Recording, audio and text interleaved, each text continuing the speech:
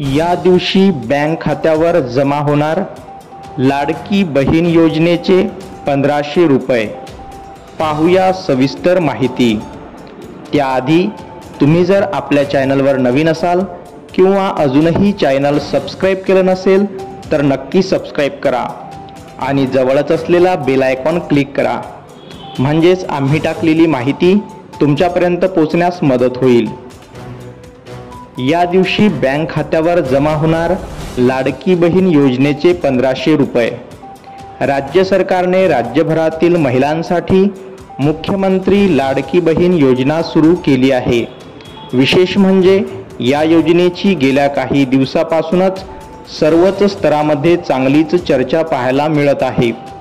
प्रामुख्याने 1 जुलै 2024 पासून या योजनेची अंमलबजावणी राज्यभरात सुरू झाली आहे।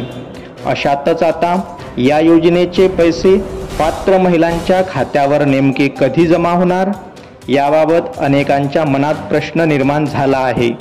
मात्र आता याबाबत उत्सुकता संपणार असून योजनेचे पैसे पात्र महिलांच्या खात्यावर जमा करण्याबाबत राज्य सरकारकडून तारीख जाहीर करण्यात आली आहे। 15 ऑगस्टला होणार पैसे जमा। मुख्यमंत्री लाडकी बहीण योजना ही राज्यातील ग्रामीण भागातील महिलांसाठी आर्थिक पाठबळ देणारी ठरणार आहे, ज्यामुळे राज्यभरातील सरकारी कार्यालयांमध्ये योजनेचा लाभ घेण्यासाठी मोठी गर्दी पाहायला मिळत आहे।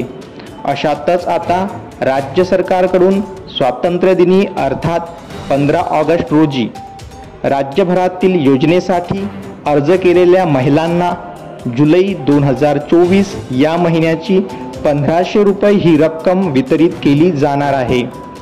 1 ऑगस्टला अंतिम यादी प्रसिद्ध होणार आहे। राज्य सरकारने महिलांसाठी मुख्यमंत्री लाडकी बहीण योजना 1 जुलै रोजी सुरू केली। त्यासाठी 15 जुलैपर्यंत अर्ज करण्याची मुदत देण्यात आली होती।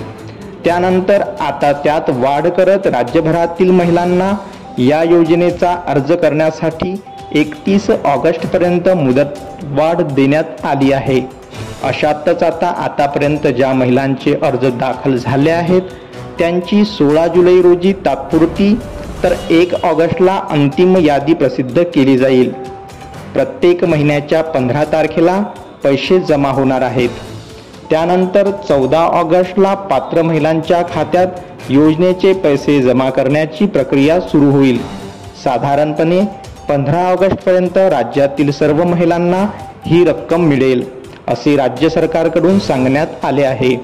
तसेच यापुढे दर महिन्याच्या 15 तारखेला पात्र महिलांच्या बँक खात्यात योजनेचे 1500 रुपये जमा होतील असेही राज्य सरकारकडून स्पष्ट करण्यात आले आहे।